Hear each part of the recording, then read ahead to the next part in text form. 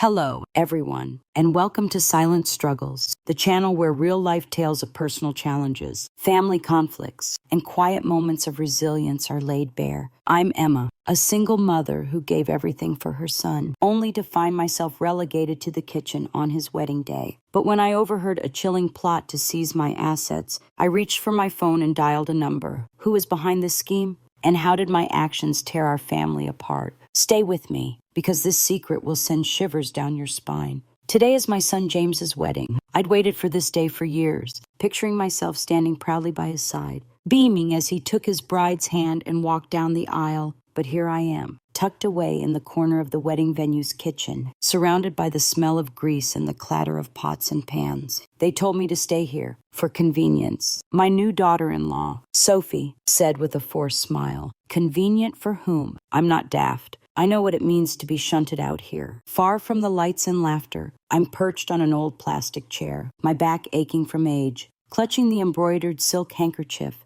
I'd prepared to dab away tears of joy. But the tears welling up now aren't joyful. They're bitter, like the black coffee I drank this morning when I realized I'm little more than a shadow on my son's big day. Out in the reception hall, chandeliers sparkle, music swells, and guests clink glasses in celebration. Meanwhile, I, the groom's mother, am trapped in this kitchen, surrounded by bustling caterers. A young waitress glances at me, her eyes filled with pity, before quickly looking away when I catch her gaze. I don't blame her. She's not the one who decided where I'd be seated. It all started this morning. I arrived early, dressed in a soft lilac dress I'd had tailored specially for the occasion. I wanted to look the part, to make James proud of his mom. But when I stepped into the venue, Sophie pulled me aside. "Mom, would you mind sitting in the kitchen for a bit?" she said, her voice sugary but her eyes cold. "It's more comfortable there, and you won't have to deal with the crowd." I wanted to protest, to say that I'm the groom's mother, that I belong in the front row, but James stood there, silent, staring at the floor. His silence was the first knife to my heart. I tried to convince myself it was fine. Maybe Sophie was just looking out for me. Maybe she thought I'd be tired, given my age. But then I heard her laughter from the reception hall, saw her arm around her own mother, guiding her to the head table with a warmth she never showed me. That's when it hit me. This wasn't concern, it was disdain. Who raised James single-handedly, who sacrificed everything to give him this life, am now hidden away in a corner like an embarrassing secret. I smooth out the creases in my dress, trying to stay calm. The smell of fish sauce from a simmering dish stings my nose, twisting my stomach. Memories flood back me, young and alone, cooking for James after his father passed, leaving me with nothing but a toddler and a mountain of debt. Sleepless nights, endless days scraping together money for his education. They all flash before my eyes. I gave him everything. And yet here I am, in this stifling kitchen, an outcast. Then I hear voices near the kitchen door. It's Sophie, her tone sharp and calculating. Speaking to someone, she's fine in there. Her assets will be ours soon enough. My heart stops. Assets. They're talking about my little house. The one James and I lived in for years. The one I planned to leave him as my final gift. I lean closer, straining to hear. "Don't worry, Mom," Sophie continues. "James will do what I say. She's old, she's no use to anyone now." Her mother's soft chuckle slices through me like a second blade. I grip my handkerchief, my nails digging into my palms. All these years, I taught James about loyalty, about family. I thought he'd never let me be treated like this. But where is he? Out there, toasting guests, laughing, while his mother sits here in humiliation. Rage surges through me, but I hold it back. I'm not one to lose control. I've learned patience, learned to bide my time. If I'm going to act, I need to think it through. I pull out my phone, my hands trembling. The screen lights up, casting a faint blue glow on my face. I scroll through my contacts, pausing at a name, someone I haven't spoken to in years, but I know they'll understand. They'll have my back. I take a deep breath, my finger hovering over the call button. If I make this call, everything changes. I'll no longer be the silent, sacrificing mother. But should I do it? Should I let anger guide me? The music outside stops, and the MC's voice booms, announcing the cake cutting. Cheers and laughter erupt happiness I'm not part of. I look down at my crumpled handkerchief, then back at my phone. My finger moves, slow but resolute. I press call. The phone rings, and I know nothing will ever be the same. So, before you get too comfortable, take a moment to like this video and subscribe, but only if you're truly hooked on what I'm sharing here. The ringtone echoes in my ears, but it's not the one from the call I just made. No, it's that waiting tone. A long, cold beep that matches the chill of this kitchen where I'm sat. My heart heavy as lead. I stare at the screen, my fingers still trembling, and then a voice comes through on the other end. Familiar yet distant.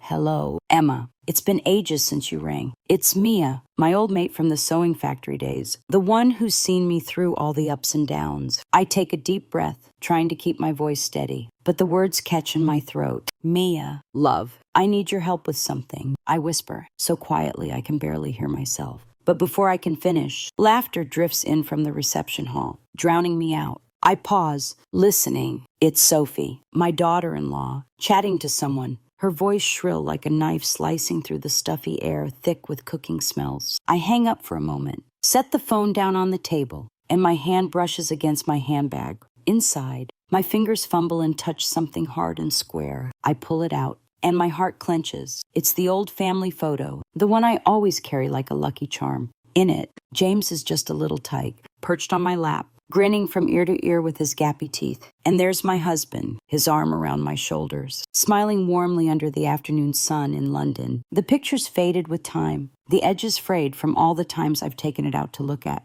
But the memories are as vivid as ever, like the faint scent of cherry blossoms drifting from the past. I stroke James's face in the photo, feeling the rough paper under my fingertips, and tears start rolling down my cheeks. How did everything change so drastically? I remember the day we took the snap like it was yesterday. It was James's 5th birthday, and we were skint back then, living in our tiny flat in Peckham, where every heavy rain would flood the place up to our knees. My husband was a mechanic, fixing cars, and I did sewing and alterations for the neighbors. We couldn't afford a proper cake, just a homemade custard tart with a few sliced bananas on top. James was over the moon, blowing out the candles through an old straw, and my husband laughed, saying, "Our boy's going to be a big shot one day, isn't he?" I nodded, holding him tighter, the smell of childish sweat mixed with cheap soap. Those were simple, happy days, before the car accident took him away, leaving me alone with James and a pile of debts. I worked my fingers to the bone after that, sewing from dawn till dusk, my eyes straining under flickering fluorescent lights, my hands calloused from needles and thread. Some nights, I'd stay up all hours finishing orders, while James slept soundly on the creaky old bed. His little snores the only comfort I had. I brought this photo to the wedding today, hoping to give it to James as a gift, a reminder of where he came from, of the quiet sacrifices I've made. In our family traditions here in the UK, a mum's often the backbone, giving everything without a fuss, hoping her kids will remember and show some gratitude. I've taught James that from the cradle stories about his grandparents, respecting your elders, never forgetting your roots. But now, sat in this kitchen with the greasy smell of frying mingling with tangy sauces, I wonder if he even remembers. Or has he been swept up in his new life, with his pretty young wife from a better-off family, and all those scheming plans I just overheard?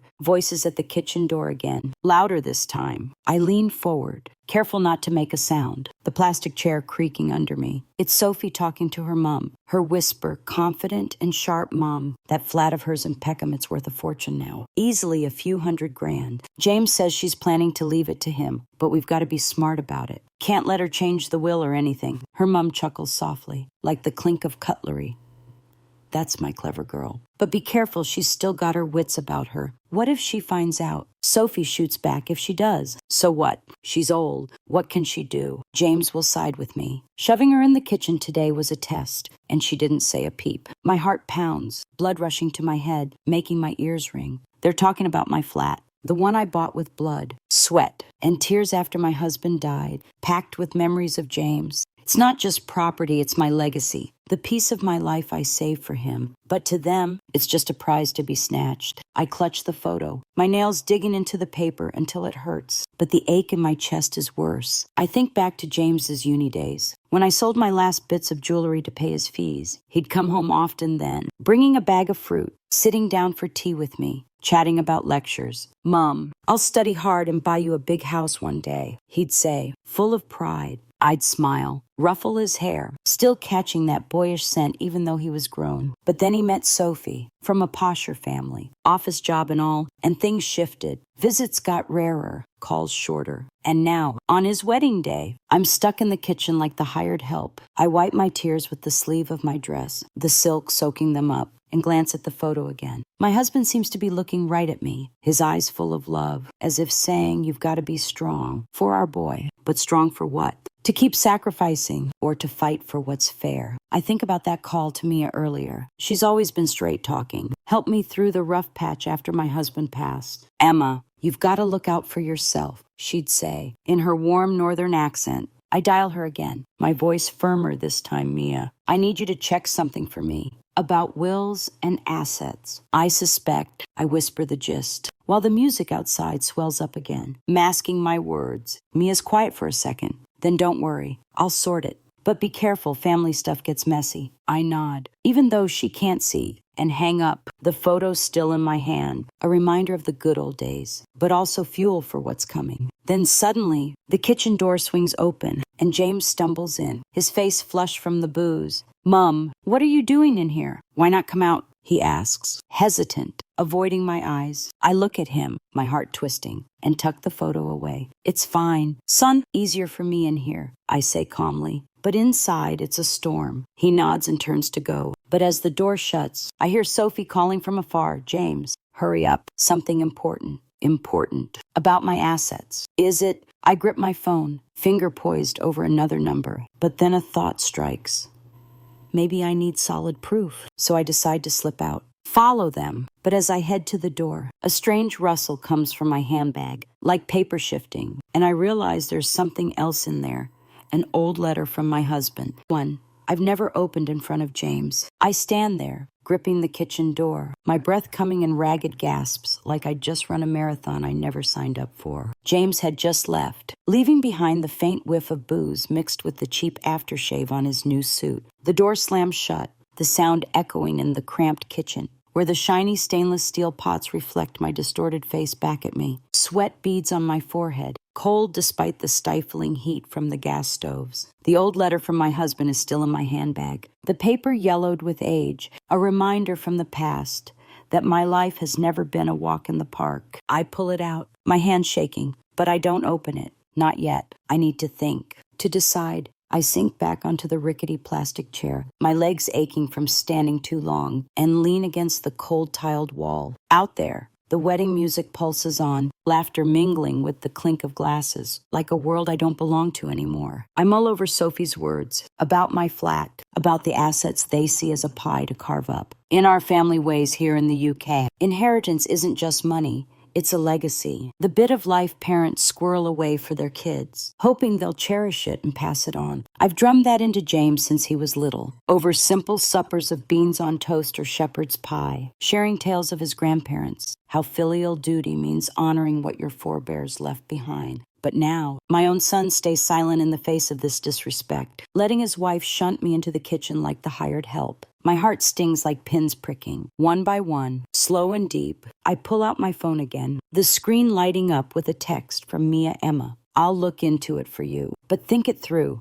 Don't let anger cloud your judgment." Mia's always like that. Cautious, like the sister I never had. I tap back quickly. "Thanks. Love, I need the truth." But what is the truth? I wonder. As whispers drift in from the reception hall, I creep to the door, cracking it open just a sliver, enough to peek without being spotted. Sophie's there, arm linked with her mom, clutching a glass of red wine, her face flushed under the glittering chandeliers. "Mum, I've got it all planned. After the wedding, we'll persuade James to send her off to the countryside, to stay with relatives. That flat, we can do it up and sell it. It's worth a packet now." Her mum nods, eyes gleaming with greed. "Yeah, but play it smart, or she'll cotton on." James dotes on his mum, but you know men, they listen to their wives. I ease the door shut, my heart thumping, blood rushing to my head and making my ears buzz. They're plotting to ship me off, like some worn-out piece of furniture. I pace the kitchen, my steps heavy on the grubby tiled floor. The greasy smell of frying mixed with smoke from the pans turning my stomach. I consider forgiveness. In British family life, moms often bite their tongues, sacrificing for the kids, for the sake of peace. I could pretend I know nothing, carry on as the doting gran, popping by with little pressies for the grandkids down the line.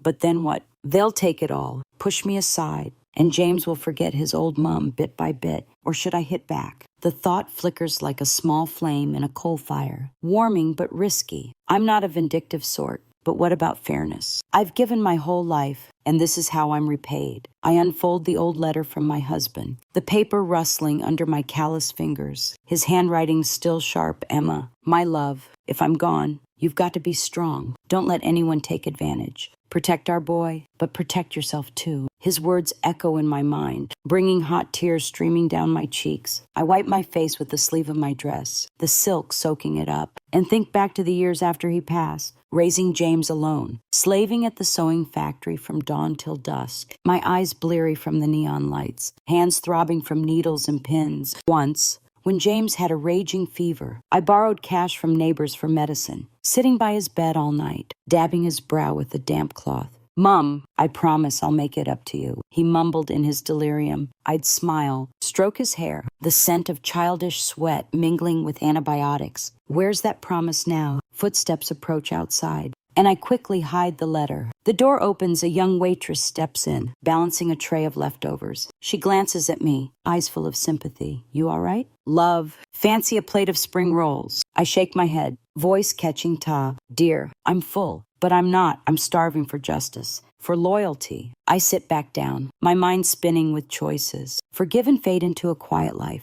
or act and risk losing my son forever. In our culture, family rows are usually sorted behind closed doors. No fuss, but sometimes silence just enables the wrong. I recall a story from my nan about an aunt turfed out by her daughter-in-law, who quietly rewrote her will for the grandkids, skipping the son. Maybe I should do that. But no, I want them to know, to regret. I dial Mia again, whispering, Mia, can you find me a solicitor who handles wills? I need to change a few things. She's quiet for a beat. Then Emma, I get it. But are you sure? No going back. I nod, though she can't see I'm sure. They've pushed me too far. Then the door bursts open again, and Sophie sweeps in, her smile all fake cheer. Mum, what are you doing hiding away? Come out for the family photos. I meet her eyes, heart racing, forcing calm, right, love, on my way. But as she turns, I spot a paper poking from her bag. Looks like a copy of property deeds. My stomach knots. Have they started already? I follow her out. But instead of heading straight, I duck into the cloakroom nearby, where they've stashed bags. On the table, a stack of documents catches my eye, titled Emma's Will. They've copied it, plotting changes. I snap photos quick with my phone, hands trembling. The flash brightened the dim light. This is proof of their scheming. I slip back to the kitchen, mind in turmoil. The decision's clearer now. I can't forgive, can't let them win. But how to strike back? I think of Mia, the solicitor, rewriting the will sharpish. But then a darker idea sparks. Maybe I need to do something right here at the wedding. Show them I'm no pushover. I grab my phone, dial another number an old cousin James never got on with. But I know he'll have my back. Uncle Ted, it's me. I need you at the wedding now. Big trouble. His voice crackles with worry. What's up? Emma, I'm on my way. I hang up, pulse pounding, and glance at the door. Sophie's calling from afar, voice syrupy. Mum, hurry. But I know the knives behind that smile. As I step out, I catch James looking at me, eyes guilty. My son knows something, and his silence cuts deep. But now, I've decided the action starts here, and nothing can stop it. I pause at the door, taking a deep breath. The scent of wedding flowers, mixing with cigarette smoke from the guests. This is the point of no return. But before it all kicks off, I wonder, am I becoming the villain? Or just a mum defending what's hers? Then my phone rings Uncle Ted, and I know the storm's about to break. I stand there, clutching my phone, my breath coming in short. Sharp bursts like I'm trapped in a nightmare I can't wake from. The phone's screen glows, casting light on my tear-streaked face, eyes red from holding back sobs. The kitchen feels even smaller now, the cold tiled walls pressing against my back. The greasy smell of frying and cooking fumes twisting my stomach. Uncle Ted promised he'd come, his voice over the phone steady and concerned, like a lighthouse in a stormy night. But now, with the kitchen door shut and the wedding music blaring outside, doubt creeps in. Was calling Ted the right move? In our British family ways, siblings are your rock. But dragging him into this mess, it's like stirring a pot already boiling over. I stroke the old letter from my husband in my bag, the paper rustling under my fingers, a reminder I'm not alone. Then another thought sparks Mia, my old mate from the sewing factory. She's not family, but sometimes friends are the unexpected allies, the ones who get your pain without judgment. I slump back onto the plastic chair, legs aching, back throbbing from age, and dial Mia again. The phone rings long, each beep matching the pounding of my heart. She picks up quick, her warm northern accent tinged with surprise. Emma, you all right? Twice in one night. I'm just at a cafe round the corner. What's urgent? I take a deep breath, the faint scent of black coffee from our old days flooding back. Those afternoons by the sewing machines, sipping bitter brews to stay sharp. Mia, I need to see you now. I'm at James's wedding, but I'm stuck in the kitchen. Can you come? My voice is a whisper, scared someone might overhear. Mia pauses for a second, then says, hang tight. I'm on my way, but keep your cool. All right, no rash moves. I hang up, my heart a touch lighter, though the weight of worry still presses down. Mia's been my rock since our youth. Back when we worked side by side in a Peckham factory, she's straight talking. Once lent me money when James was poorly, asking nothing but a home-cooked meal in return. In our culture, mates like that are worth their weight in gold, especially when your own kin start drifting away. I glance around the kitchen, the stainless steel pots gleaming under flickering neon lights, the clatter of the waitstaff cleaning up echoing like whispers from the past. I think back to those days with Mia, the hum of sewing machines, the smell of fresh fabric mixed with sweat. Emma, you've got to look out for yourself, she'd say when I poured out my heart about sacrifices for James. Now, I need that advice more than ever. I stand, pacing slowly, my steps heavy on the slick-tiled floor, trying to stay calm. Outside, the MC announces the first dance, and Sophie's sharp laughter cuts through like a blade. I crack the door open, peeking out. James has his arm around Sophie's waist, smiling, but his eyes flicker with sadness when they catch the kitchen door. He knows something, so why won't he speak? In our families, sons often stay quiet to keep the peace, but his silence now is like a knife in my chest. Then I hear a motorbike roar up at the back gate, and Mia appears, her short silver hair catching the streetlight, face etched with worry but resolute. She's in a simple blouse, clutching a battered handbag, a faint whiff of cheap perfume as she steps into the kitchen. Emma, you look like death warmed up. What's going on? She says, voice low but firm, pulling me to sit. I spill everything being banished to the kitchen, the overheard plot about my assets, my husband's letter, the documents I snapped photos of. Mia listens, her hand gripping mine, nails pressing lightly into my skin, a silent comfort. Blimey, they've got some nerve. But are you sure about this? Emma, taking on your own family, your son, it's no small thing. Blood's thicker than water. Her voice wavers, eyes full of moral concern. I nod, heart aching, I know, but I can't let them push me out on the street. That flat, it's my legacy. What I saved for James, not for his greedy wife. We sit there in the stifling kitchen, the smell of leftover food thick in the air, the music outside mocking us. Mia pulls a tattered notebook from her bag, a stubby pencil in hand, and starts jotting notes. Right. Emma, if you're set, I'm in. First, you need a solicitor. I know a bloke, Tom, who handles wills and estates discreet, won't blab. I look at Mia, gratitude welling up. But doubt still gnaws. Am I betraying our family values? In our way, mums bear it all. Sacrifice for the kids, not plot against them. But then I recall my husband's letter.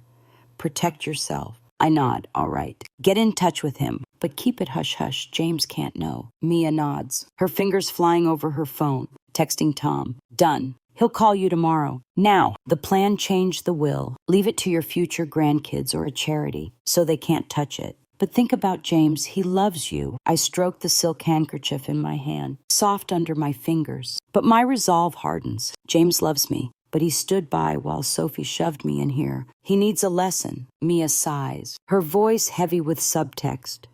A lesson or a scar? Remember when I went through my divorce? I wanted revenge too, but regretted it. Families forever. Her words cut deep, making me waver. I glance at the door, see Sophie's mum whispering to her, eyes darting toward the kitchen. Are they on to me? I pull Mia lower, whispering, "You're right, but I can't stop now. Help me keep tabs on them. Can you stay? Act like an old friend here to congratulate." Mia nods, but her eyes are worried. "Sure. But if this blows up, can you handle it?" We hash out a plan, Mia scribbling, the pencils scratching like our secrets. Step 1.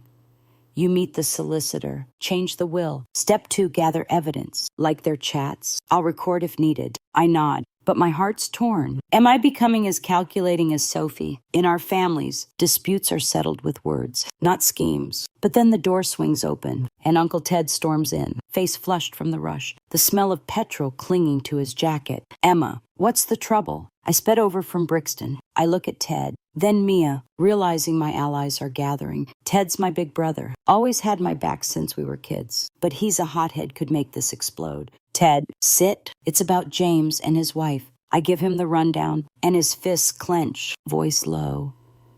"That lad's lost his way. Let me have a word with him." I shake my head no. "Ted, we've got to be clever." The three of us huddle in the dim kitchen corner, plotting quietly. Mia suggests Emma head home tonight. Meet the solicitor tomorrow. I'll stay and watch. Ted nods. I'll call some mates. Keep an eye on the assets. But I hesitate. Is this too much? I just want fairness, not destruction. Mia grips my hand.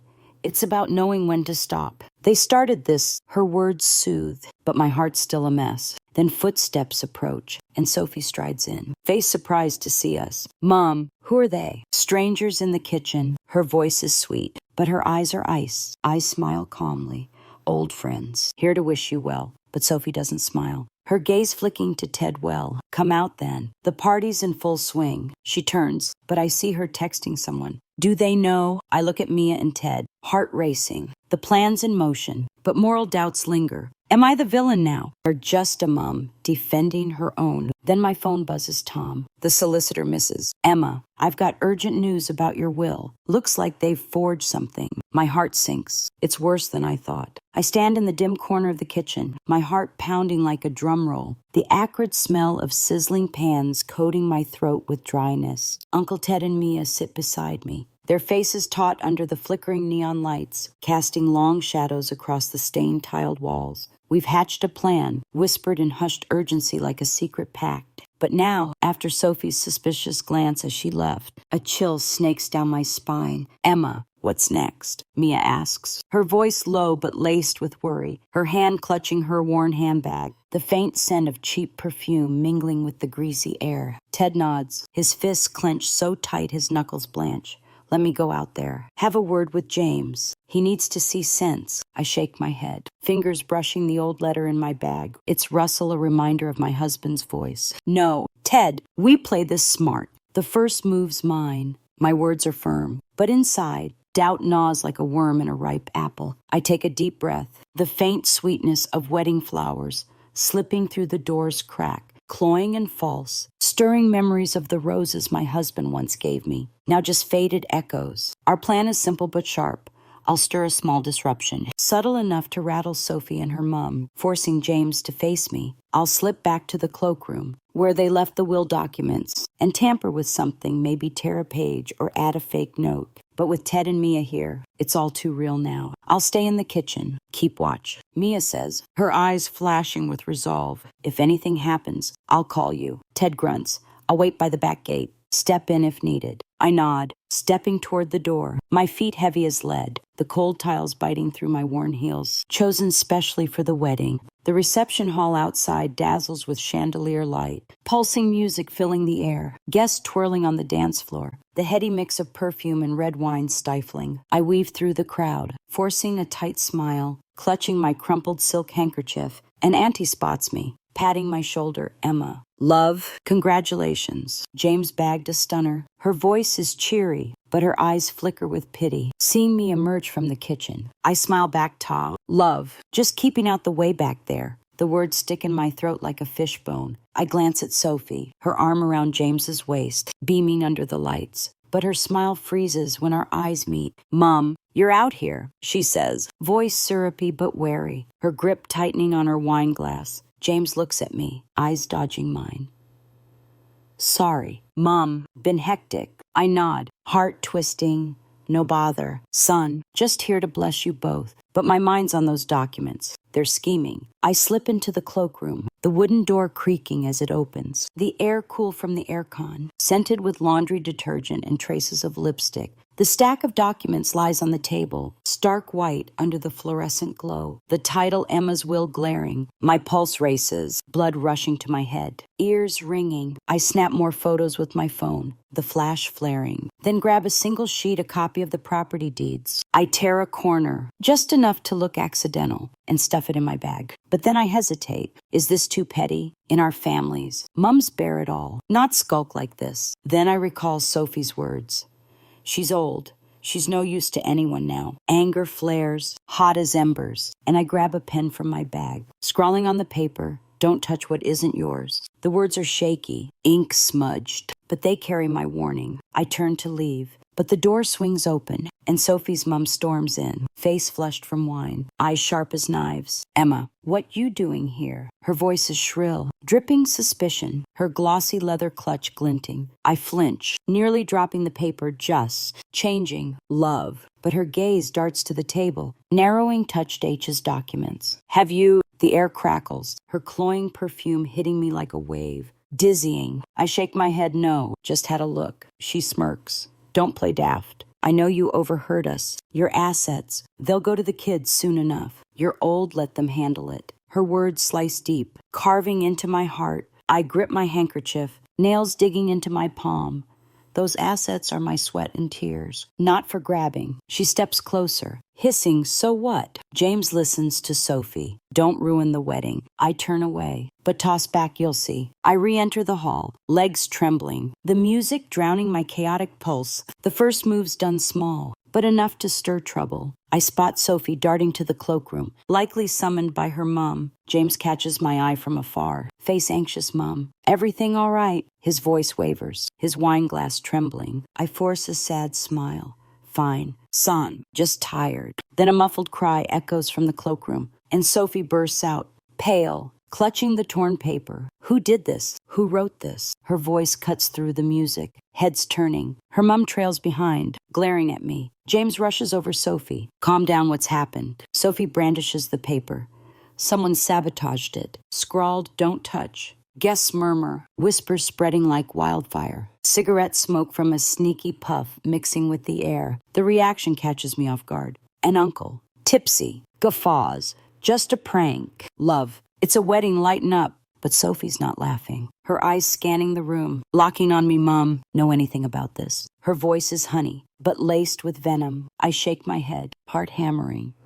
Not a clue. Love. But James stares at me, his eyes doubtful, like he's seeing his mum as a stranger for the first time. Then Ted barrels in from the back gate. Face red Emma. Heard a shout, what's up? His arrival stirs the pot further. Sophie arches a brow. Who's this? Why's he here? Ted growls, Emma's brother. Got a problem. The tension spikes. The music cuts off. The MC scrambling, let's keep the party going. Folks, but the crowd's buzzing about family drama. I drag Ted back to the kitchen, where Mia waits. Face tight, Emma. I heard it all. They're on to you. I nod, breath ragged, the greasy smell turning my stomach. The small axe sparked a big ripple. James is caught in the middle now, pale, glancing between me and Sophie. He storms into the kitchen, Mom. Tell me the truth. Did you do it? His voice cracks, eyes red. I meet his gaze, heart-shattering, son. I just wanted fairness. He shakes his head, Mom. It's my wedding day. Why? His words cut deeper than anything. I realized my first move didn't just rattle Sophie, it pushed James further away. Then my phone buzzes Tom. The solicitor misses. Emma, I've got proof. They forged your signature. My heart lurches. This reaction's just the start, and the real storm's brewing. I look at James, tears streaming, son. I'm sorry, but you need the truth. He turns away, leaving me in the kitchen amid the chaos. Then another cry rings out from the hall. Sophie's mom. The documents are gone. I freeze, hands shaking. Who took them? Mia. Someone else. A chill grips me, the plan spiraling out of control. I stand frozen in the stifling kitchen. Sophie's mum scream from the reception hall, slicing through my racing thoughts like a razor. The documents are gone. Who took them? Her voice is shrill, raw with fury, mingling with the guest's hushed curiosity. My heart hammers, blood rushing to my head, making my ears ring. The greasy smell of cooling spring rolls hits me, twisting my stomach like a vice. I glance at Mia, her face pale under the flickering neon, clutching her battered handbag. The faint scent of her cheap perfume now laced with cold sweat. Emma, I didn't take them, she whispers, voice trembling, eyes dodging mine. Ted stands beside her, fists clenched so tight his veins bulge. The lingering petrol on his jacket, a reminder of his rushed arrival. Who cares who took them? They're rattled now, he growls. But his eyes betray a flicker of worry, sensing the storm brewing, before I can respond. The kitchen door slams open, and James storms in, face flushed with anger and booze, eyes blazing under the harsh light. Mom, explain yourself. Sophie says the will documents are missing, and someone scribbled on them. His voice is sharp, accusatory, his wine glass trembling, the tangy scent of red wine cutting through the kitchen's fug. I look at him, my heart stinging like 1,000 needles, remembering when he was a lad, sitting at our simple table with beans on toast, eyes sparkling as I told him bedtime stories. Now, my son stands on a family fault line, torn between sides. In our British ways, sons are meant to shield their aging mums, but James seems like a puppet, with Sophie pulling the strings. Son, I don't know anything. I say, voice steady but hiding a churning tide, fingers stroking the crumpled silk handkerchief, its softness a frail comfort. James shakes his head, eyes red, stepping closer, the smell of sweat and wine dizzying. Mum, don't lie. Uncle Ted's here. And who's she? He jabs a finger at Mia, voice thick with suspicion, looking at me like I'm a stranger. Mia stands, her warm northern tone firm.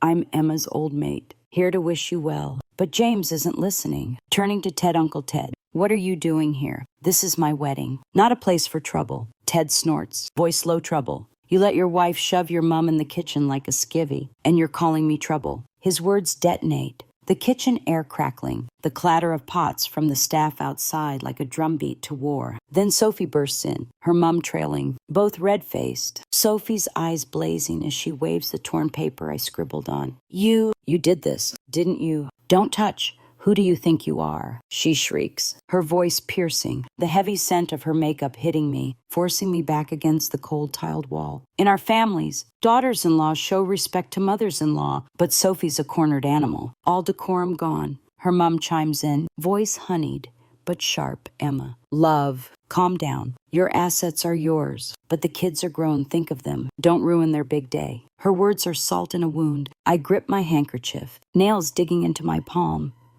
I'm not causing a scene, but shoving me in here, plotting over my assets behind my back, that's respect. Is it? I retort, voice catching but resolute, my husband's letter echoing, protect yourself. The kitchen becomes a stage for a family drama, battle lines drawn. Ted stands by me, his broad shoulders a shield, like when we were kids and he took care of me after our parents passed. Sophie, pipe down. I'm James's uncle, I've every right to be here. He growls, pointing at her, the faint whiff of tobacco on his jacket mingling with the air. Mia speaks softly, Emma. Maybe talk privately. But Sophie's having none of it. Turning to James C. Your mum's dragged the whole clan in to wreck our wedding. James stands in the middle, pale, eyes darting between me and Sophie, caught in that classic bind. Mum versus wife where peace is prized, but now shattered. Sophie, calm down. Mum, is it true about the documents? He asks, voice faltering, hand raking through his messy hair, sweat sharp on him. Sophie's mum smirks, her tone loaded. James, don't fret. They're just copies, but whoever took them better fess up, or it's the police. Her threat hangs heavy, and Ted leaps up police. You'd call coppers on family. The kitchen simmers, the staff outside pausing, likely eavesdropping. I look at James, heartbreaking son. Pick a side, me or your wife. The words slip out, raw with pain. Our culture frowns on forcing kids to choose, but I'm cornered. James stares at the grimy tiles, muttering, Mum, I don't know. Sophie says the assets are for our kids' future. His words are a knife, revealing he knew their plan but stayed silent. The standoff drags on, shouts and whispers mingling with the stench of cold food and fear-laced sweat. Then Mia speaks. Calm, I saw a paper blow away out there, maybe the wind. But Sophie lunges, snatching Mia's bag. You took it, didn't you? Some old friend? Mia recoils, her bag spilling. and out rolls not the documents but my old family photo, the one I'd asked her to hold. "That's Emma's," Mia cries. But Sophie grins triumphantly. "See, they're in on it." James looks at me, eyes heavy with disappointment. "Mom, why?" "I love you." "But," he trails off, turning away, leaving me with a searing ache. The family splits, Ted and Mia with me, Sophie and her mom against, James caught in the middle. An invisible but razor-sharp divide. And Uncle stumbles in, voice booming. "What's all this?" "Fighting at a wedding." He's James's uncle, always neutral, but his eyes narrow at Sophie. "Emma, tell me," he says, patting my shoulder, the familiar scent of his aftershave like childhood memories. I explain briefly, voice catching, and he nods. "James, think hard. Your mom's given everything." But Sophie cuts in. She's old, forgetful. Assets need managing. Her words make the uncle frown, the neutral side tilting toward me. The clash escalates. James shouts, "Enough. Everyone, go home. The wedding's ruined." Tears stream down his face as he turns to me. "Mom, I'm sorry for sticking you in here, but you went too far." His words admit fault, but withhold forgiveness. I grab his hand, his skin-hot son. "I just wanted fairness." He pulls away, leaving the kitchen in dead silence. Ted whispers, "Emma, now what?" I glance out, seeing Sophie whisper to her mum, their eyes shooting daggers at me. My phone buzzes. Tom. The solicitor misses. "Emma, bad news. They forged the will, and someone else in your family's involved." My heart lurches. "Who?" "Ted. Someone else." A new secret surfaces, and the family rift deepens. I sink onto the chair, legs aching, the stale coffee smell from a forgotten cup hitting me, conjuring lost mornings of peace. But now, with family fractured, I wonder, was it worth it? I sit there in the now-chilled kitchen, the wedding hall's uproar dying down like a lingering nightmare, leaving a bitter tang in my mouth.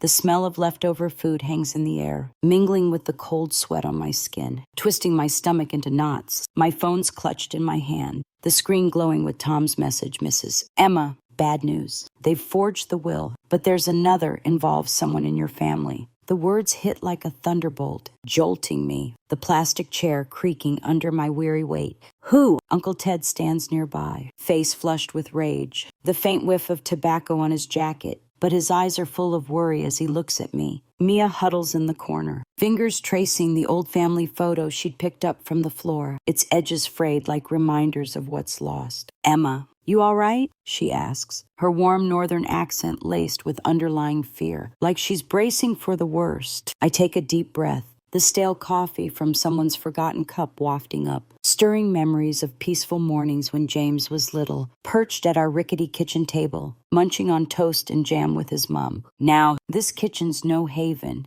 It's a battlefield of invisible cracks. I look at Ted, heart-pounding Ted. "Do you know anything?" Tom says someone's in the family tied up in forging the will. Ted frowns, fists clenching till his veins pop, voice gruff. "What? Me?" Mixed up in that filth. Must be James or Sophie. But his eyes dart away, sparking a doubt. In our British families, siblings are your backbone, but money can cloud judgment. I shake my head, pushing the thought aside.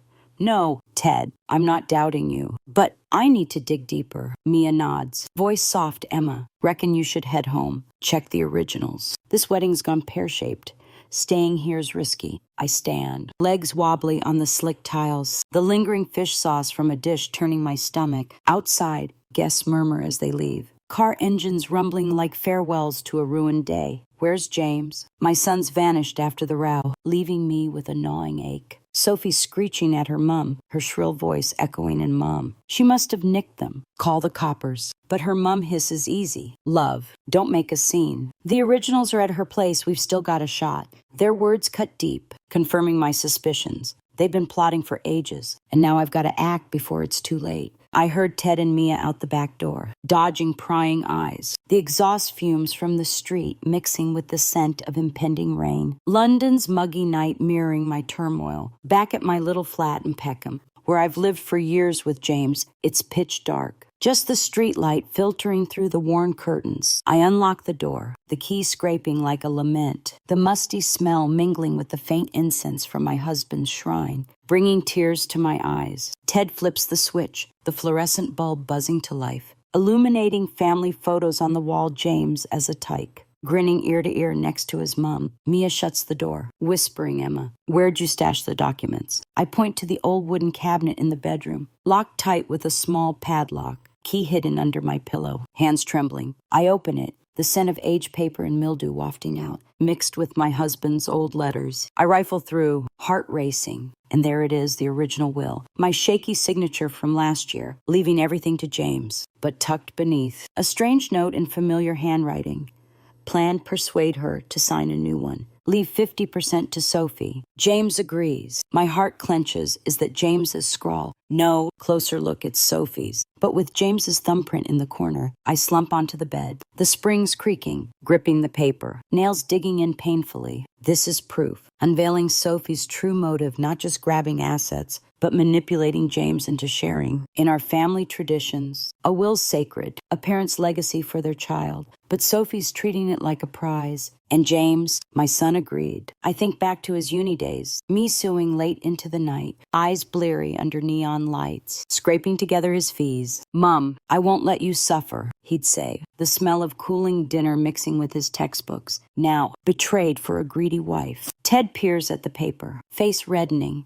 That lad's a right sod. I'll call him over for a showdown. But Mia shakes her head, Ted. Hold fire. Maybe James was pushed. Look at that thumbprint, shaky, like he was reluctant. I pace the room, steps heavy on the creaky wooden floor, the incense from my husband's shrine whispering, "Be strong." I decide to ring Tom, murmuring into the phone, "Tom, I found evidence. A plan note with James's thumbprint." He pauses. Then, "Emma, this is serious. But I've uncovered the forger isn't Sophie, it's someone else. Looks like your brother, Ted." My heart stops. I whirl to face Ted, standing there pale, hands shaking with an unlit ciggy. "Tom, you sure?" I choke out, the tobacco smell suddenly suffocating. He replies, the fake signature matches his. "Check it out." I hang up, staring at Ted, tears streaming. "Ted, why? You're my brother." He shakes his head, voice cracking. "Emma, it wasn't me.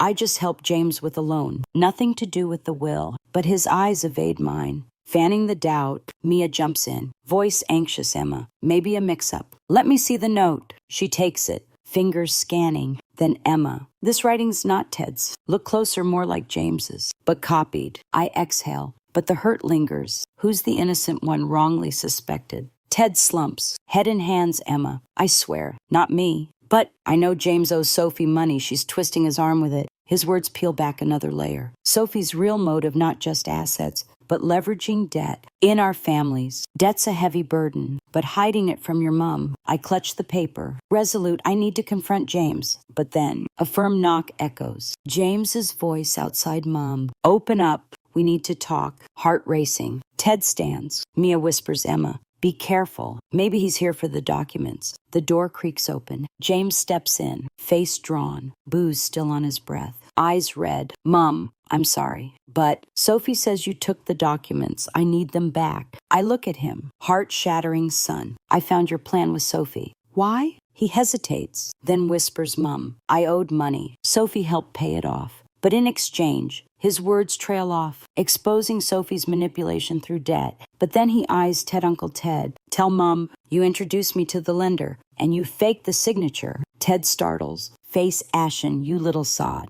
Framing me. The confrontation erupts, shouts and whispers filling the room, the fierce sweat stench thick. Who's telling the truth? Ted or James? The innocent one's under fire. And as truth surfaced, the tangle tightens. I cut in, voice choked. "Stop. I'll get Tom here. But first, spill everything." James sits, voice shaky. "Mom, Sophie pushed me. But Uncle Ted knew about the debt." Ted denies. "I only knew about the loan, not the will." Mia eyes me. "Emma, maybe both are in on it." Doubt spreads like cracks in old plaster. Then my phone buzzes. "Sophie, Mom, coming for the documents. Don't make it hard." Heart squeezing. Sophie's on her way. And with this secret, it'll all explode. But who's truly innocent? I stand in my small flat, the air heavy with the scent of incense and fear-soaked sweat. Sophie's knocks pounding like hammer blows to my heart. "Mom, open the door. I need those documents. Don't make this harder." Her voice drips with menace, a snake coiling around my throat. My pulse races, blood rushing to my head, ears ringing. I glance at James, slumped in the old wooden chair, face gaunt, eyes red from booze and regret.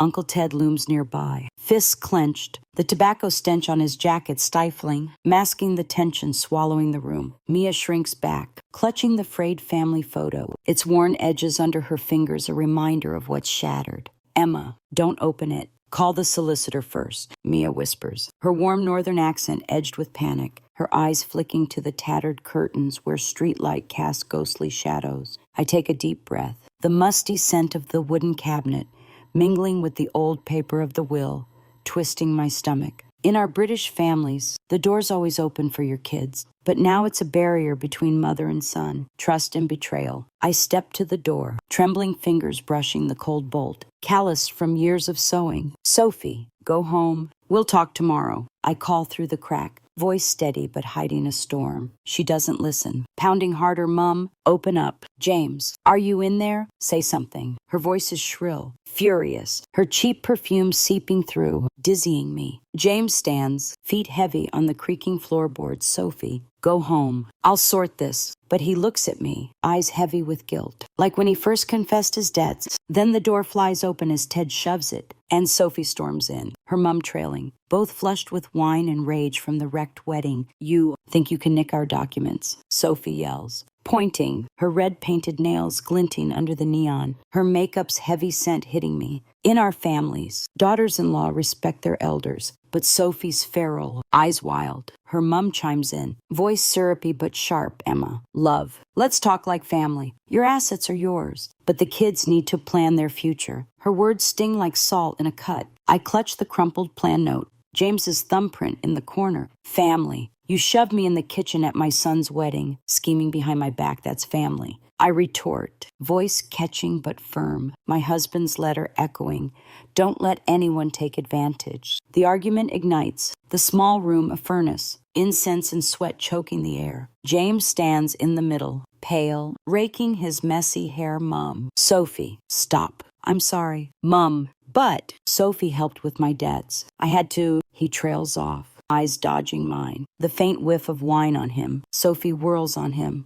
You're still defending her. She ruined our wedding, hiding the will. Her voice spikes, blaming James's weakness. My heart aches, Sophie. Who do you think you are? Forcing James to sign, using debts to control him. I raised him alone, gave everything, and you treat me like the enemy. My words spill, raw with unspoken pain. I know it all. Sophie's mum smirks, clutching her glossy clutch, the scent of new leather and perfume cloying. Emma, don't exaggerate. We're thinking of the grandkids. You're old. Let the kids handle things. Her words paint me a burden. And Ted leaps up. Shut it. Emma's my sister. Her assets are her life's work. James, speak up. Who do you pick? Ted roars, fists tight. Tobacco stronger, hiding his pain from being suspected. James wavers, eyes flicking between me and Sophie, caught in that age-old bind loyalty to mum versus wife.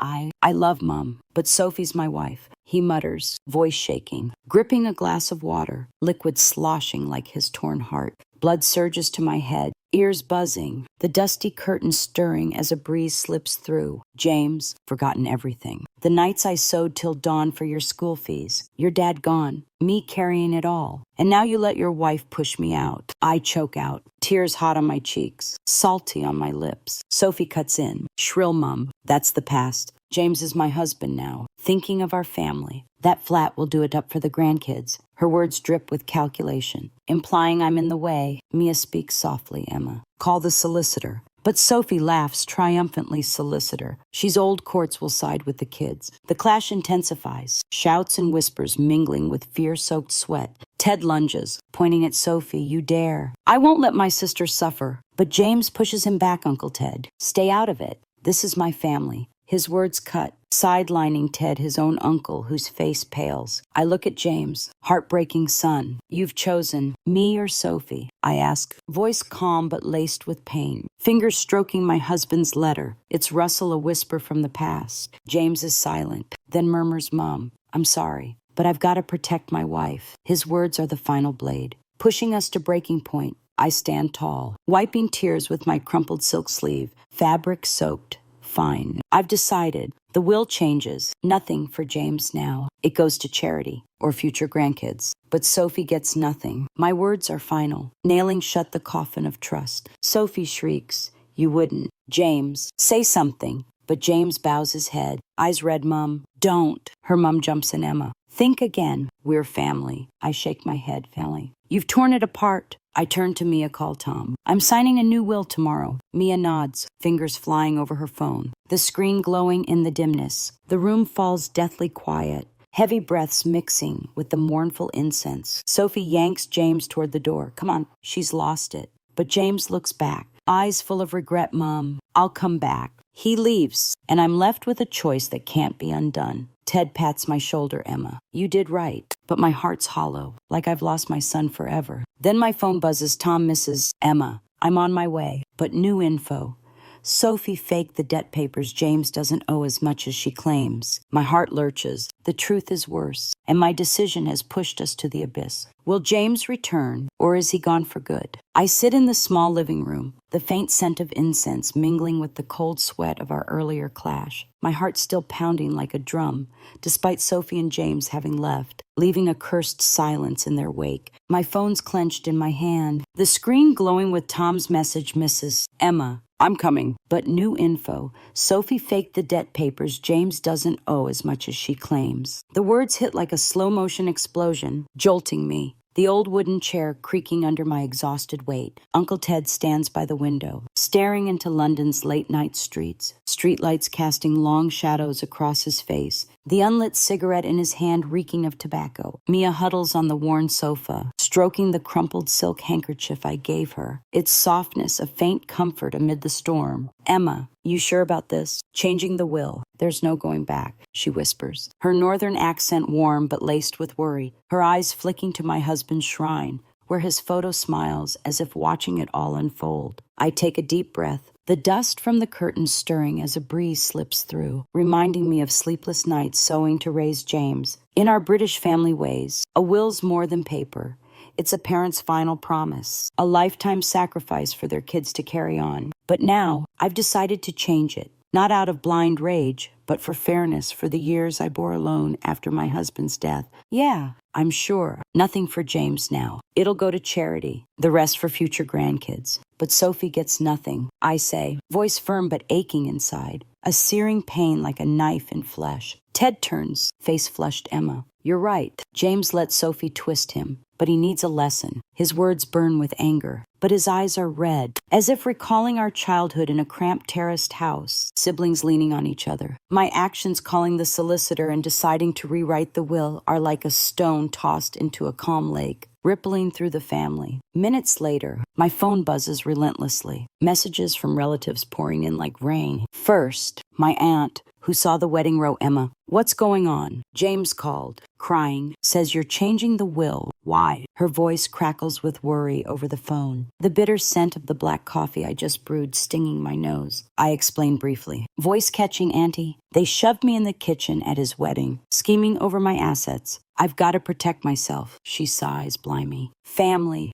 But think hard. James is your only lad. Her words echo our tradition, where sons are the pillar, meant to be loyal. But James chose his wife over me. Then a call from Sophie's sister, someone I barely know. Her voice shrill. Emma, what are you playing at? Sophie's in tears, says you're framing her. The assets are yours, but you've wrecked the wedding. Now the will you trying to destroy the family. I grip the coffee mug, nails digging into the ceramic, the scalding heat burning my hand. I'm not destroying anything. Sophie faked debt papers, forced James to sign. I've got proof. She goes quiet, then whispers, you sure? Sophie's greedy, but that low? Her doubt carries a hint of truth. Her family knows her nature. The ripple effect spreads like wildfire, from close kin to distant. Texts flooding in. Emma, don't let anger blind you, or James messed up, but forgive him. Love. I stand, pacing the creaky floorboards, the musty smell of the wardrobe stirring memories of dresses I sewed for James's big day. A small thrill of victory creeps in. I've finally stood up, no longer the silent, sacrificing mom. I think of this flat, bought with my sweat and tears after my husband died, now safe from Sophie's grasp, but it's laced with emptiness, a void where my love for James once filled my heart. In our ways, mother and son are bound by blood, born through pain.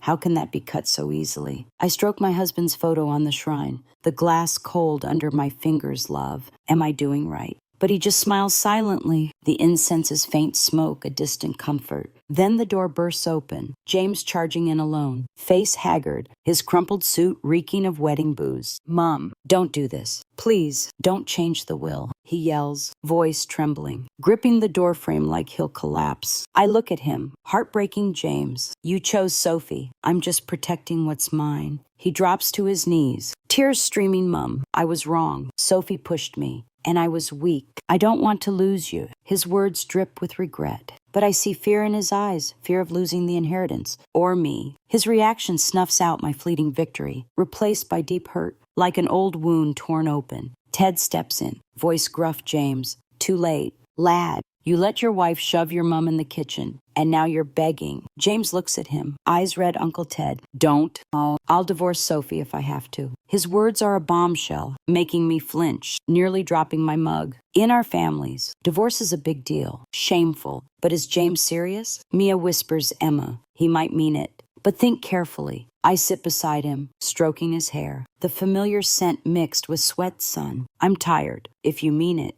prove it." His phone buzzes. "Sophie, where are you? Get back now." He stares at the screen, face ashen, and I know the ripples aren't done. The next morning, Tom arrives, new papers in hand, the crisp scent of fresh ink mixing with his coffee. We sit at the old dining table, where I once cooked for James, now a place to sign a new will. "Emma, you sure? This leaves 70% to charity, 30% to grandkids, and James only manages if he proves himself." Tom says, voice professional, pencil gliding over paper. I nod, signing, the pen shaky but resolute. A flicker of triumph returns. I've taken control, but it's followed by emptiness. The family in tatters. Relatives call, split down the middle, some cheer. "Emma, you're right to teach them." Others scold. "You're too harsh. He's your son." Then Sophie arrives, face flushed, clutching a glossy bag. "Mum, you signed it. How could you?" "We're family." Her voice is shrill, furious, her perfume flooding the room. James stands silent, eyes averted. I meet her gaze. Voice calm. "Sophie, you faked the debt. Manipulated James." "I've got proof." She pales. Turning to him, "You told her everything." James nods. "Sophie, it's over. I'm filing for divorce." His words are lightning, and she screams, sobbing, "You wouldn't. I'm pregnant." My heart lurches, the ripple effect peaking a grandchild. In this mess, the triumph vanishes, replaced by endless hurt. I stare at Sophie, hands trembling. "You're pregnant." She nods, tears streaming. "Yes, your grandchild." Her words beg, but her eyes still calculate. James kneels. "Mum, I'm sorry. For the baby. Forgive us." I slump down, mind reeling, the incense whispering family duty. I've won, but at what cost? Emptiness engulfs me. The hurt profound, and Tom murmurs, "Emma, the will's signed, but you can change it." I shake my head. Everything's changed forever. Then a text from Sophie's sister Emma. She's not pregnant. It's a lie. My heart pounds. Another layer of deceit. Months have passed since that chaotic night when I signed the new will under the flickering neon of my little flat. The sharp scent of fresh ink and Tom's bitter coffee still haunting me. Now, sitting on the creaky wicker chair on my porch, London's August breeze carries the damp smell of rain, prickling my skin despite the warmth. The flat's unchanged peeling walls, floorboards groaning with each step, but everything's different. Like a storm swept through, leaving scars that won't fade. I stroke the faded silk handkerchief, its embroidered flowers soft under my calloused fingers, thinking back to James's wedding day, a day I thought would be my final joy, but became the start of a nightmare. James, my son, is now just sporadic calls, his voice distant over the phone, laced with regret, but not enough to bring him back. I recall the morning after signing the will, sunlight filtering through thin curtains, the smell of toasted bread from next door twisting my empty stomach. Tom sat there, voice professional. "Emma, the will's in effect. You can change it, but your assets are safe." I nodded, but my heart was heavy, a stone on my chest. In our British family ways, a will's meant to bind love across generations, not sever it. But I'd wielded it as a weapon, pushing James and Sophie away. Relatives called relentlessly those first days, my aunt's voice thick with worry. "Emma, love, James says you changed the will. He's gutted. He's your flesh and blood. Forgive him." I forced a sad smile, voice catching Auntie. "They shoved me in the kitchen at his wedding, scheming to sell my flat. I've got to live." She sighed, her breath crackling like a breeze. But the family's in bits now. James doesn't visit. her words cut like a knife, reminding me of the cost, profound loneliness. Months later, my life's permanently altered. No more sound of James's motorbike pulling up weekends, its petrol fumes mixing with the fruit he'd bring from the market. The flat's silent, save for the telly's faint drone. Old music shows echoing like laments for my fate. I've started going to the local church more. The smoky incense and fresh lilies there soothing me a bit. I meet other women, their voices soft with shared tales. My lad forgot me after he wed. I nod. Confessing mine's worse, shoved me in the kitchen at his wedding. They shake their heads, eyes pitying, but no one urges forgiveness in our ways. Loyalty to your mom comes first. But when kids betray a mother's right to protect herself, yet at night, on my creaky old bed, James's childhood scent lingers in memory, and I wonder, was it worth it? James now lives with Sophie in a rented flat in Brixton, not far but a world away. Mia, my old mate, keeps me updated. Her voice worried over the phone, Emma. James is wasting away. Sophie's always rowing, threatening divorce over the assets. I sigh. The warm scent of my ginger tea rising, Mia. I know, but he needs to learn. She pauses, then whispers he wants to visit. But he's scared you're cross. Her words sting. A reminder of the permanent change. James isn't my dutiful boy anymore, but a man caught between wife and mum. Ted calls less, busy with work in Brixton. But when we meet, his voice is gruff, Emma. You did right, but you're too alone now. I smile sadly, stroking the family photo on the wall. It's glass-cold Ted. That's the price of fairness. The cost shows in small ways. Relatives are split some, like my aunt. Cheer, Emma. You're a tough one. Kids need to learn gratitude. Others shun me, like Sophie's sister. Her voice shrill in one call, Emma. You're cruel. Sophie's in bits, and we're picking up the pieces. I hang up, heart aching. The cold rice smell from the kitchen, heavy with sadness. The extended family's fractured. Clan gatherings skip me. Fearing drama, I shop alone. The scent of fresh fish and greens, reminding me of cooking for James. His grin saying, Mum's the best cook. Now, the table's just me. The clink of cutlery echoing loneliness. I stay calm. But at night, tears fall, salty on my lips, wondering I won. But what's victory without my son? One rainy afternoon, the damp earth scent heavy. I'm on the porch when my phone buzzes, James. My heart leaps, the screen glowing in the dimness. Mom, can I visit? I hesitate, fingers hovering. The patter of rain on the tin roof matching my pulse. All right, come, I whisper, heart layered with fear. He arrives, gaunt, reeking of petrol and sweat, hugging me, his skin warm. Mum, I'm sorry. I stroke his back, his familiar hair scent unleashing tears. Son, I'm sorry too, but things have changed. He sits, voice shaky. Sophie. She's left me. She admitted no pregnancy, just lied to keep the assets. His words are lightning, confirming Sophie's sister's text months ago. But hearing it from him doubles the pain. We sit under the dripping porch, the wet earth smell heavy, rain drowning our sighs. James spills, voice thick with regret. Mum, I was daft. Sophie used the debt to control me. But it wasn't even that big. I was scared of losing face. I hold his hand, his skin rough from work, son. I know, but you chose her over me. He bows his head. I was wrong. I've lost everything. His words ache, but I see a flicker of blame in his eyes for the will. The permanent change is clear. James is back, but not the same. He stays a few days, helping clean, the soap scent fresh on the floorboards. But our talks are distant. Like strangers. Mum, I'll stay with you, he says, voice hesitant, like he fears the tie. I see the cost trust shattered, family broken. Sophie's gone, but left scars. James is alone, and so am I. Relatives whisper Emma won, but lost her son. I pray at church, incense gentle, begging for peace. But my heart's tangled. Do I regret it? Victory brings emptiness, hurt seeping daily. But one morning, Mia calls Emma. Sophie's back, wants to meet James, says she's got proof about the fake will. My heart lurches, the morning coffee bitter. What proof? Will the storm return, or is this a chance to mend? Months after the storm, I often sit alone at the old dining table, where late afternoon sunlight slips through thin curtains, casting shadows on the scratched, faded wood. The faint smell of cold rice lingers from the kitchen, mingling with the incense from my husband's shrine, lending the air a mournful weight, a reminder of what's lost. I've tried to mend things with James, my son, not out of weakness, but because in our British family ways, mother and son are bound by blood, not easily severed like tearing paper. His sparse calls have grown more frequent. his voice weary over the phone, layered with pleading mum. Can I come see you? Miss your cooking. I hesitate, fingers tracing my cracked old phone. Its fractured screen like the cracks in my heart. Then whisper, all right, come. But don't bring Sophie. James pauses, his sigh crackling like a breeze.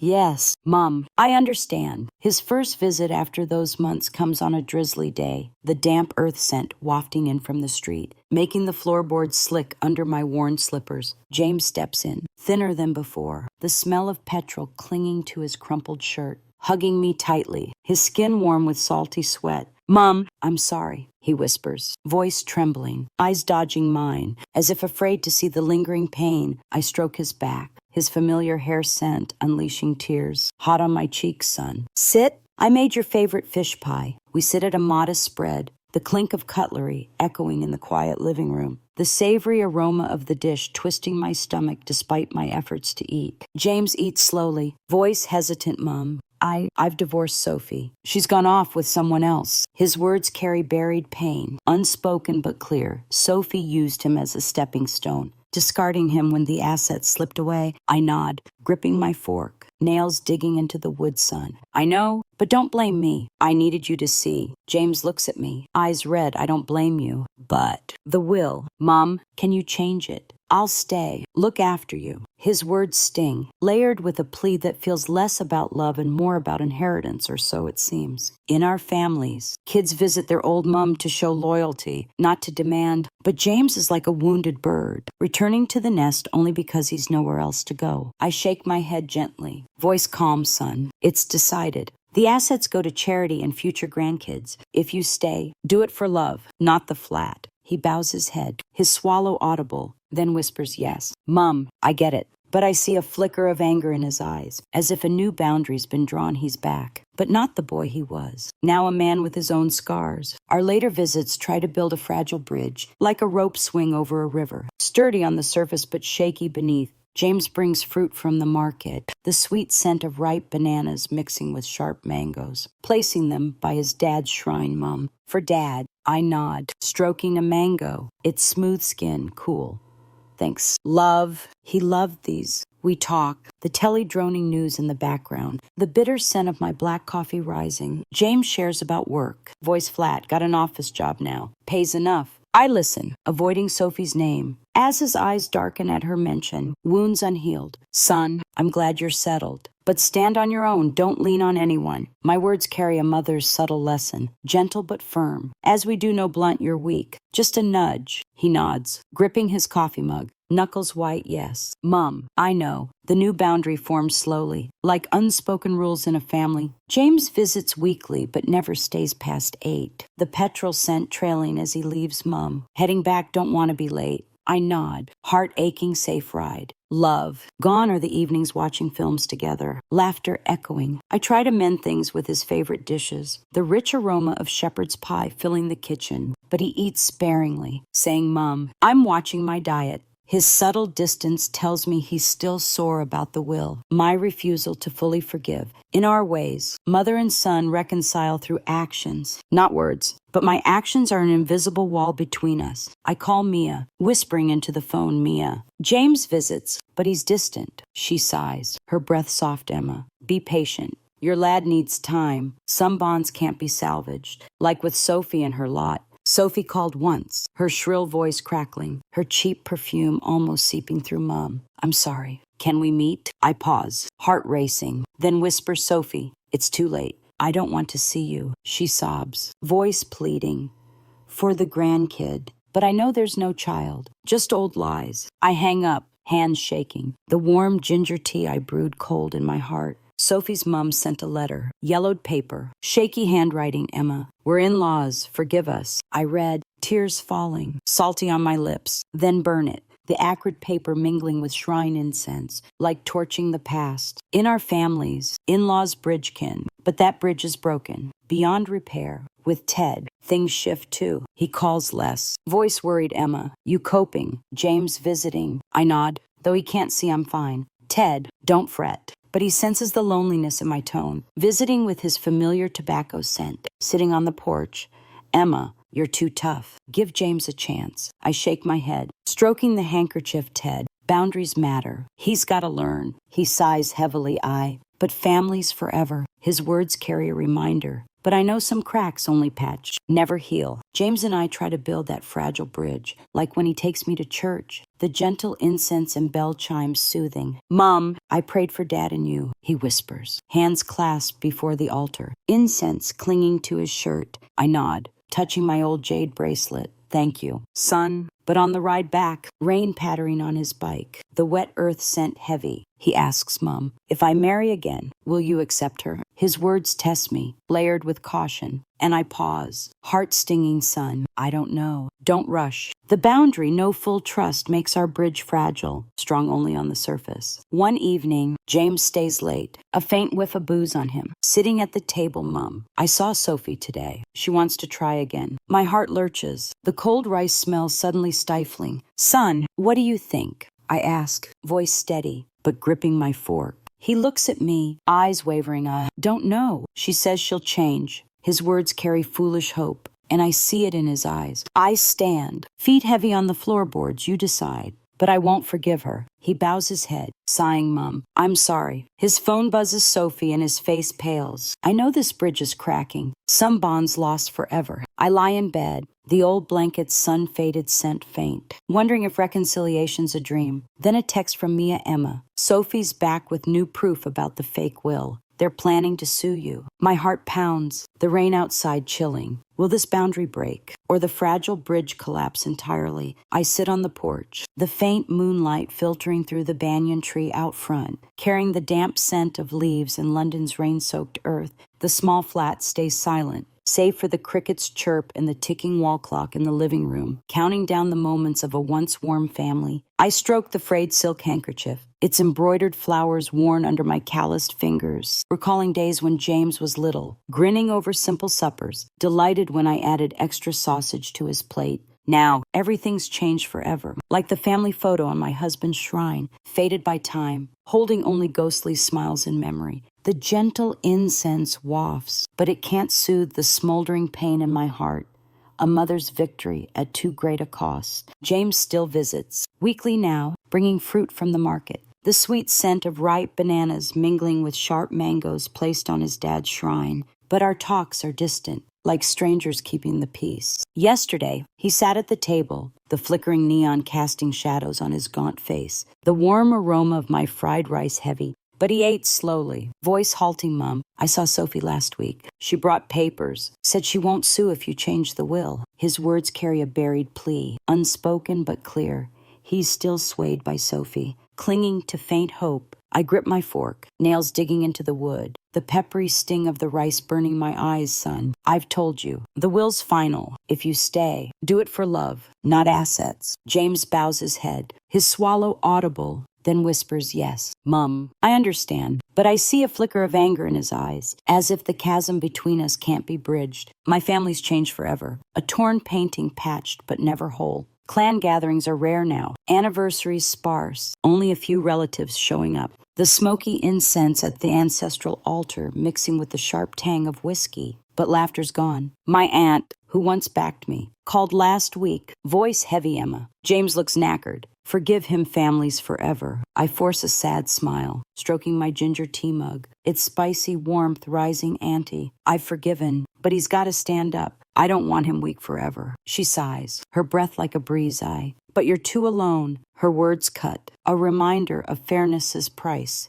Deep loneliness, this flat dark each night, only the telly's mournful tunes echoing. Sophie's gone, but her shadow lingers. Mia, my old mate, shares over the phone, her northern warmth worried. Emma, Sophie's with someone else, bad-mouthing you everywhere. Says you wrecked her family. I sigh. The bitter black coffee I brewed stinging. Mia, I know, but I don't regret it. Sophie chose her path. Mia pauses, then whispers. James asked me about the will. He's scared of losing the flat. Her words sting, confirming my fear. James visits, but not wholly for love. Still tethered to the inheritance. In our ways, kids show loyalty naturally, not for gain. But Sophie clouded James's heart, and though he's trying to return, the scar won't heal. Ted visits less, tied up with work in Brixton. But when he does, his tobacco scent is familiar, like our childhood leaning on each other. Emma, you're a tough one. But give James a break, he's suffering, he says, patting my shoulder, his rough skin warm in the porch sunlight.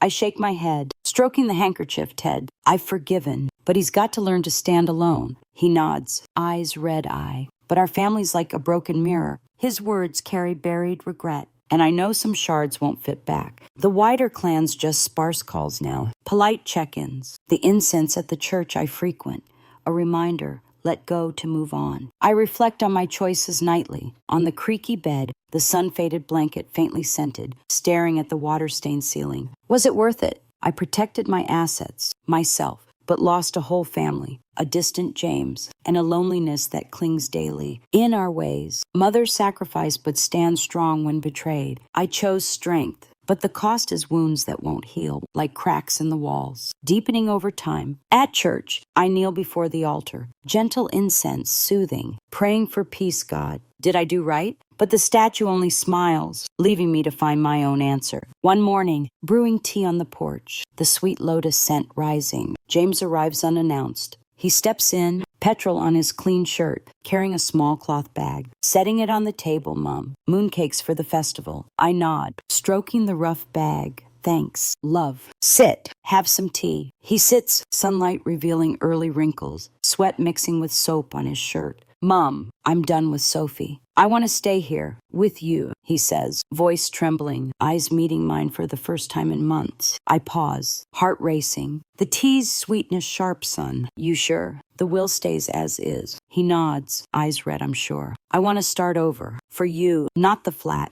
His words carry regret, but I don't fully trust the wounds too deep. We sit under the bright porch, sparrows chirping in the banyan, the lotus tea gentle. James stays longer, helping clean the shrine, incense mixing with glass cleaner, but our talk's awkward, like relearning love. I watch him, wondering what's next. Is he sincere, or is this temporary? Can our family patch or remain shards? The question hangs, unclear, like the hazy moonlight. Bright then dim. I stroke my husband's photo, the glass cold love. I've tried. He smiles, as if urging me on. James washes dishes in the kitchen, water splashing, soap scent, familiar but distant. This is what remains, not a perfect family, not a full victory, but a new start, vague yet hopeful. Then my phone buzzes. Mia, Emma. Sophie called. She's got proof James agreed to fake the will. Wants to meet you. My heart lurches, the tea turning bitter. What proof? Will the past return? Or is this the final test? The question lingers, as uncertain as what lies ahead.